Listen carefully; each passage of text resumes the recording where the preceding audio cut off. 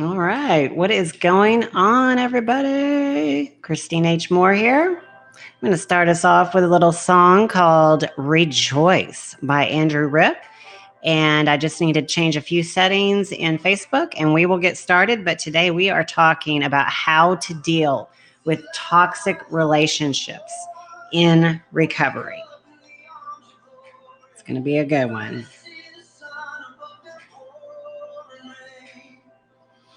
Okay, let's see here. There we go.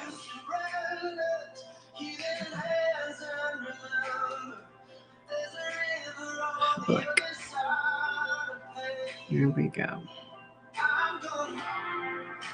Toxic relationships.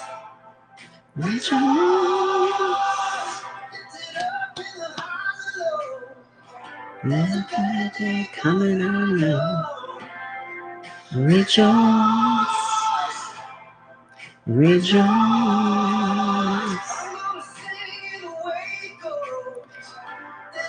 There is a better day coming, I know. I know. All right, let's go ahead and get into the message. Okay, bear with me, guys. I have a couple monitors going on here. Pause that. Okay. What is going on? Open up PAPS. There we go. All right. Hey, everyone. I'm Christine H. Moore. I am a certified peer recovery coach, and you might be asking what the heck that is. It is, or what it is that it means I'm a person with lived experience. So I struggled with an addiction to prescription pills for over 15 years. And by the grace of God, I've now been in recovery, going strong for 6 years. And so today, for what I do for a living, and I help people now who struggle with all kinds of addictions. I help them get onto the road to recovery, but not only that, I help them to thrive in their recovery. And so I get on all kinds of social media platforms. Today, I am broadcasting from an app called HAPS. And it is a free world-class broadcasting tool where we have tons of people, a whole community eager to collaborate. And it's also a way for viewers to support creators financially. And if you get on HAPS, you can broadcast to multiple platforms, not just one. You can broadcast for free, which is awesome. So today's message: how to deal with toxic relationships in recovery. This is a biggie. It's a biggie. And it's a very important topic to discuss because, it's just hard to have toxic relationships or toxic people around you, regardless whether you're in recovery or not. So honestly, like if you don't consider yourself someone who has struggled with addiction or you're in recovery, you will still get something out of this message. So I definitely encourage you to stick around and definitely please like, comment, share this out. The way the algorithm works is obviously the more people who support this, the more people that will see it.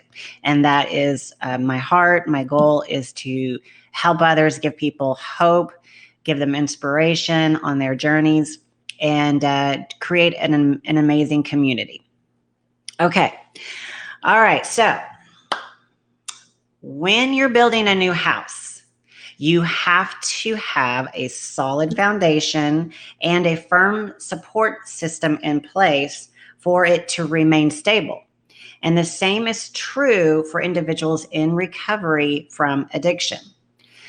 Recovery is all about rebuilding and recreating yourself. Or it might even be about meeting yourself for the very first time. I know that was me for a very long time. When I first got into recovery, I was like, who the heck am I? What do I even like? And it's been an amazing journey of really discovering who God created me to be and who I am and what I like to do. And it's really been fun. Okay. Let's see here. Having people around you that are not supportive of your recovery will ultimately take a toll on you. You may end up feeling like you have to censor yourself when talking to them, or they may end up triggering you.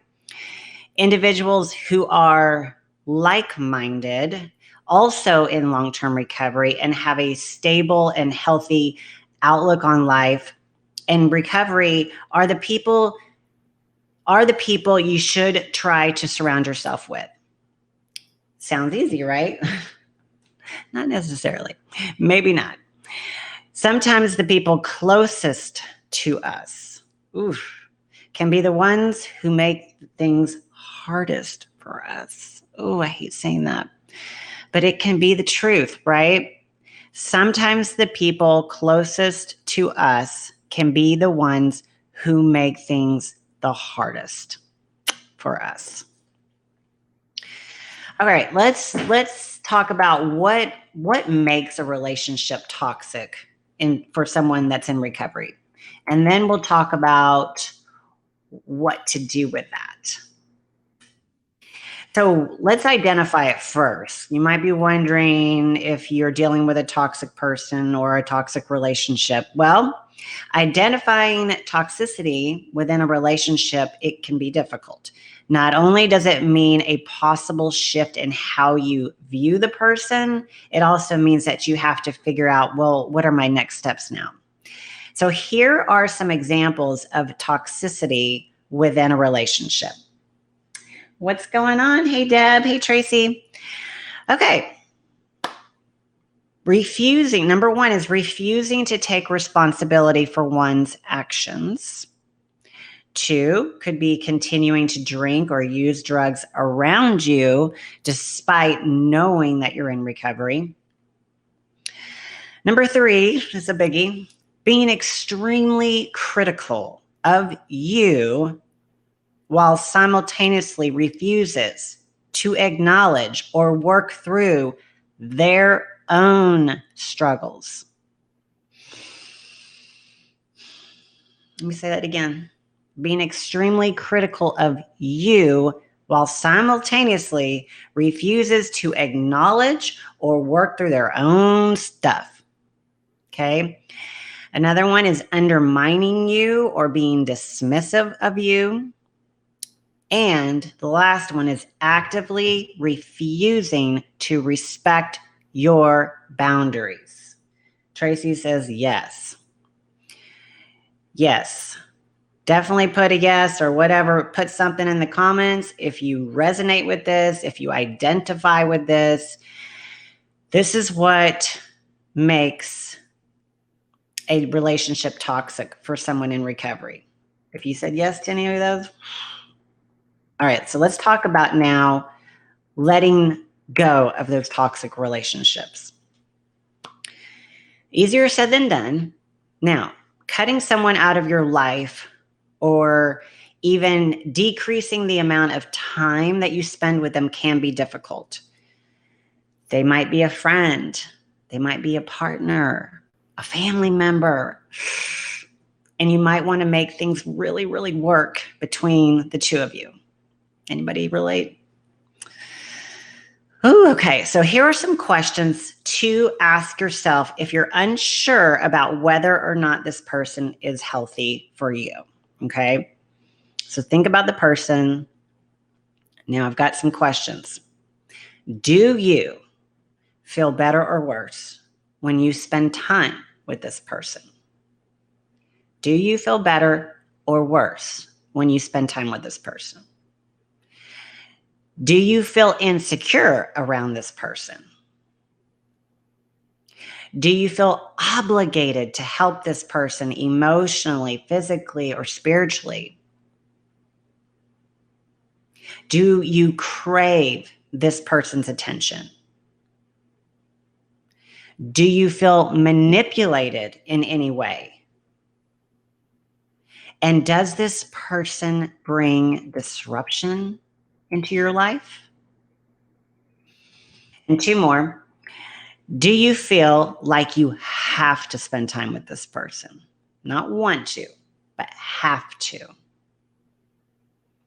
And is this person possessive or controlling of me or of you? Now, if any of these red flags are present, it is likely that the relationship is unhealthy and toxic. Especially in early recovery, having people around you that are toxic is going to put your sobriety, your recovery at risk. Whether it's a family member, partner, or friend, straight up, it is going to put your recovery at risk, my friend. So that's why we are talking about this. This is why it's such an important topic, because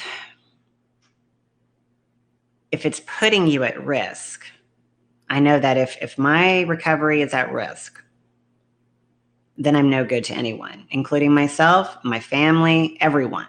Okay. So now let's talk about disengaging from a toxic relationship.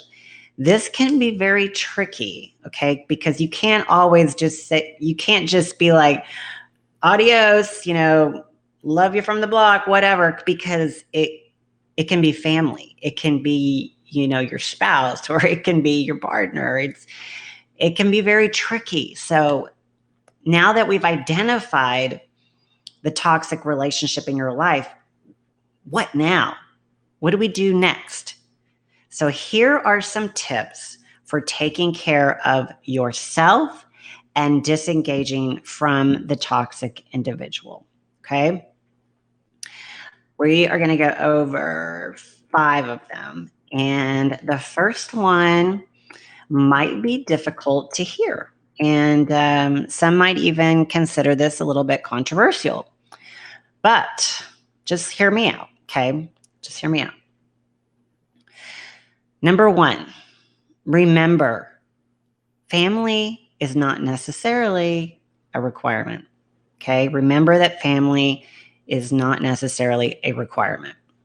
When the toxic person in your life is a family member, like I said, things can get slightly more complicated. It's not uncommon to feel a strong obligation towards your family. Even when they've done things that have really hurt you or are unhealthy for you, try to remember that just because they're your family, you are not required to spend time with them or expend emotional energy on their behalf. Let that sink in for a second.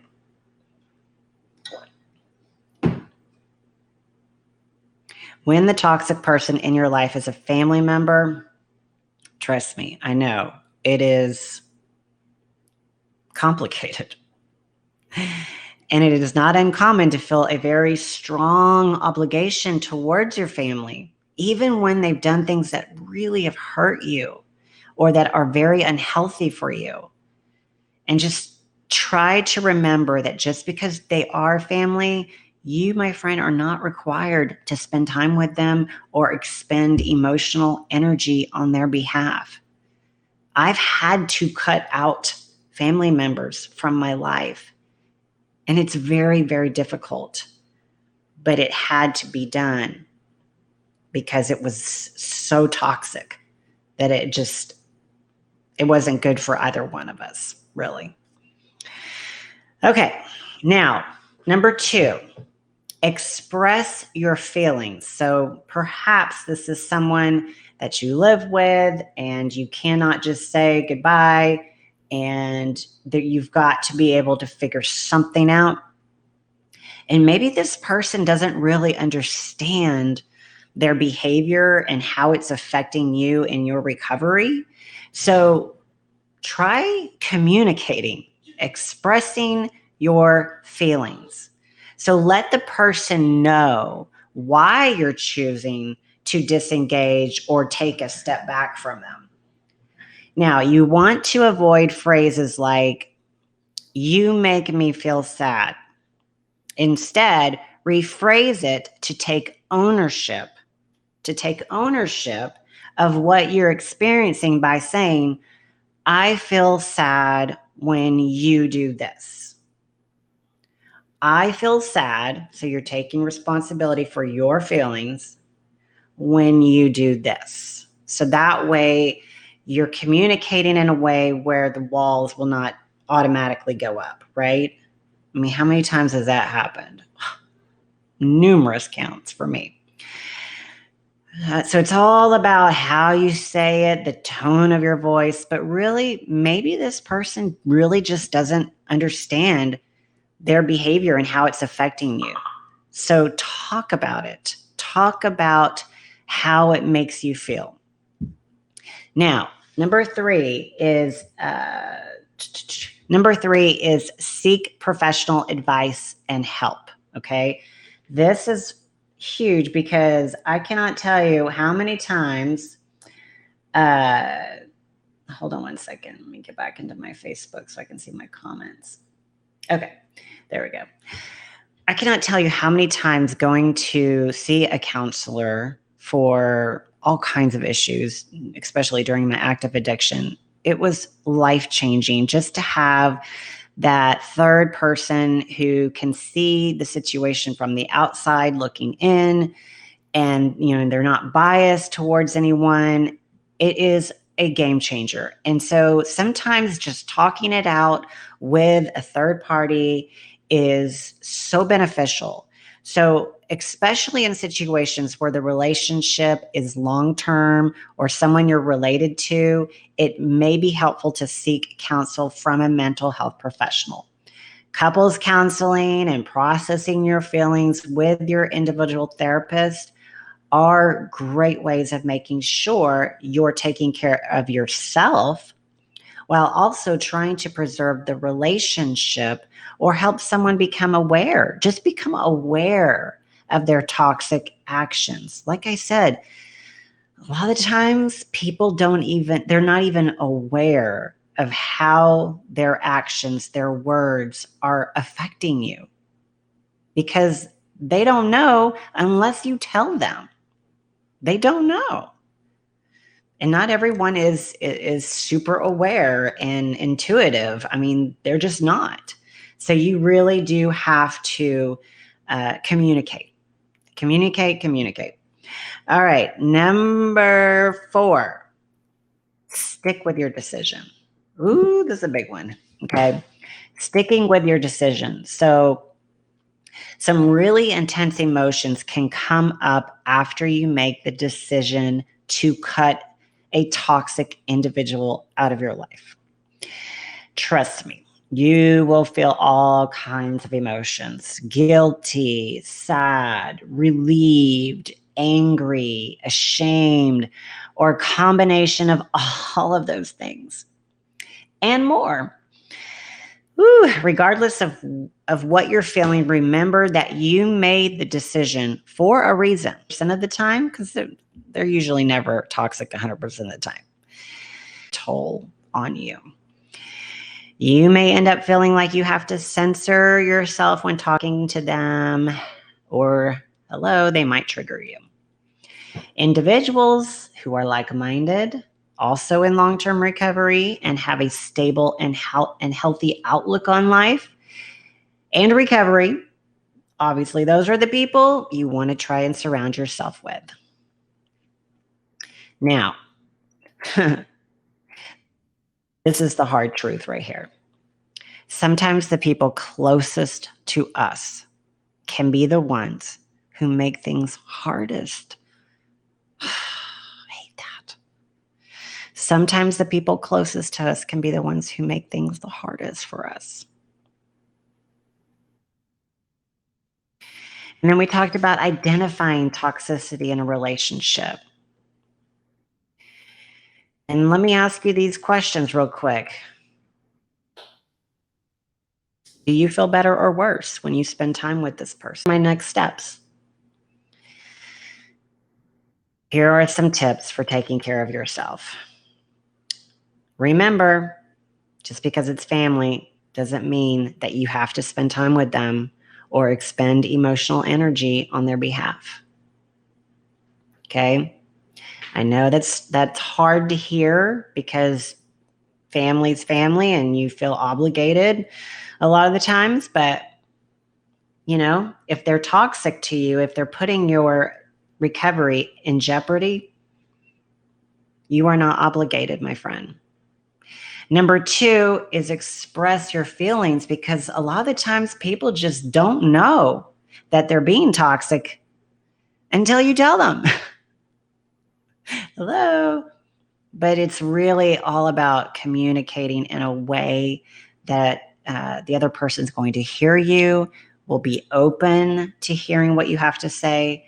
So that's why number 3 is seeking professional advice and help.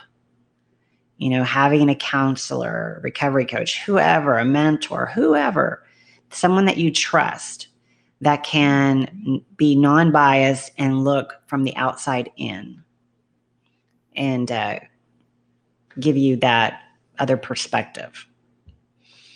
And then number 4 is sticking with that decision, because once you decide to cut out someone from your life that's toxic, it's so easy to then go on that emotional roller coaster and then start to really kind of question your decision. And then that's where it leads to number 5 is having someone accountable that can keep us accountable, an accountability partner. And they're going to remind you, hey, remember why you decided to cut them out? Remember that they are jeopardizing your recovery. Okay. And again, the last thing I'll say is taking steps to end a toxic relationship can seem intimidating and overwhelming at first, and that's okay, because they often are.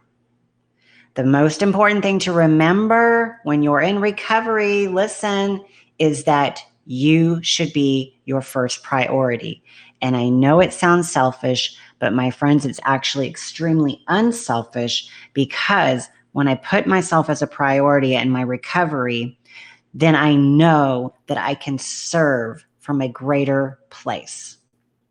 A greater place. Okay? Thank you, honey, for reminding me. My son, he's so funny.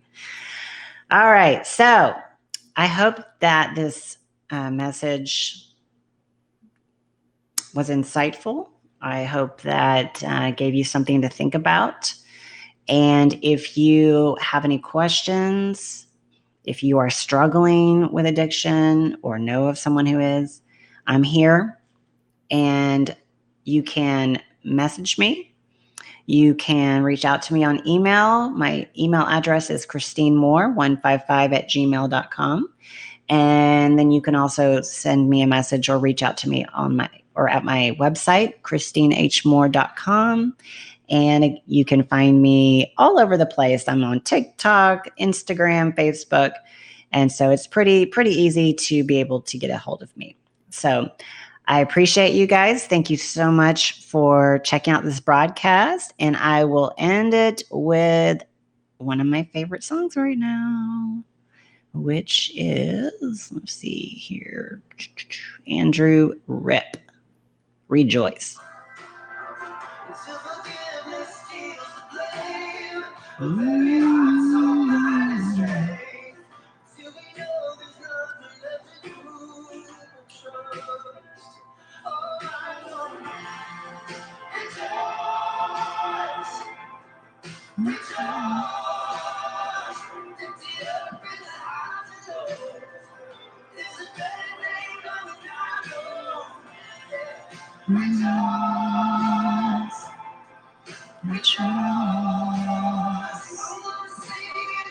All right, my friends, have a wonderful evening, and I will see you guys on the next live.